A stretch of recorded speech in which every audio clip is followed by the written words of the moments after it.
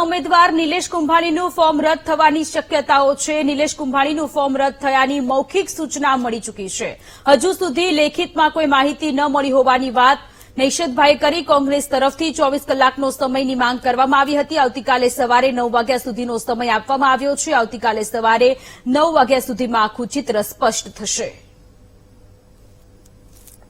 માનનીય TN session સાહેબ એમ જણાવી રહ્યા છે કે ઉમેદવારના ટેકામાં જે વ્યક્તિએ સહી કરી હતી એ વ્યક્તિ પોતે અરજી આપેલી છે કે આ સહી મારી નથી। ઉમેદવારે 3 ફોર્મ ભર્યા, એના 3 ટેકેદારો, ત્રણેય જણાની એફિડેવિટ અત્યારે ઇલેક્શન કમિશનર ઉમેદવારના પ્રતિનિધિને આપે છે। ઉમેદવારનો એક ડમી ઉમેદવાર છે, એનું એક જ ફોર્મ છે, એના એક જ ટેકેદાર છે। એમણે પણ હમણાં અરજી આપી કે મારી સહી આમાં નથી।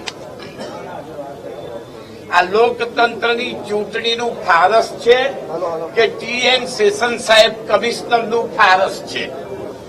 હજુ ઓર્ડર ફાઇનલ આપ્યો નથી, અત્યારે ઓર્ડર આપે છે। એ ઓર્ડર લઈને હું પ્રદેશ પ્રવક્તા કોંગ્રેસ સમિતિ વિનંતીપૂર્વક જણાવું છું કે એ ઓર્ડર લઈને હમણાં હાઈકોર્ટમાં અત્યારે પિટિશન ફાઇલ કરવામાં આવશે, પણ અપીલની જોગવાઈ છે, સમયની મર્યાદા છે। તારીખ પર તારીખ નહીં આવે ન્યાયમાં, એટલે અર્જન્ટ બધા પ્રોસીજર અપીલના બાજુ પર મૂકીને નામદાર હાઈકોર્ટ ચીફ જસ્ટિસ ફૂલ બેન્ચ આની સુનાવણી કરે।